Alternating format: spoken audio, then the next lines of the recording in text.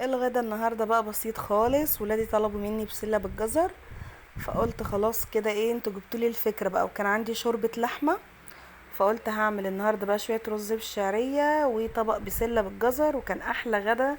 البسله كانت زي السكر كده. اول حاجه جبت الشعريه وحطيت عليها السمنه والزيت وشوحتها كويس قوي، وبعد كده جبت بصلايه كبيره بشرتها بالسمنه والزيت برضو، وهفضل اقلب فيها كده لحد ما تدبل خالص. وهنا الشعريه بدأت تتحمر معايا، رحت غسله الرز ومصفياه وحط عليه الملح بتاعه. اول ما احمر الشعريه هقوم نازله على طول بالرز المتصفي وعليه الملح بتاعه. وطبعا مسخنه براد ميه علشان غاليه ميه للرز، عشان الرز لازم يتعمل بميه مغليه عشان يبقى مفلفل.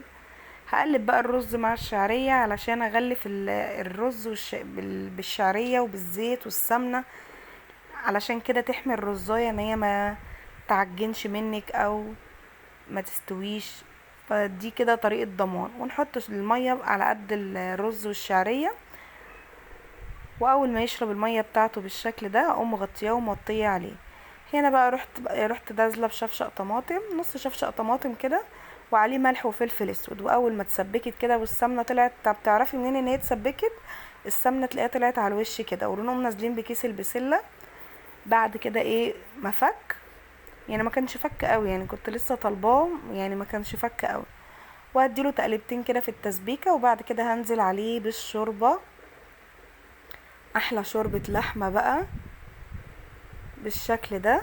وبعدين هغطي عليه واسيبه بقى ايه، ياخد ويدي كده مع بعضه ويستوي كويس قوي. بصوا بقى الرز مفلفل ازاي، ما شاء الله تحفة. والسر في المية المغلية. بصوا بقى كده زودت لها شوربة تاني، يعني شربت الشوربة ورحت حاطه لها تاني، طلعت بقى بالجمال ده. بصوا الجمال، تحفة. طبق رز بالشعرية وطبق بسلة، احلى غدا.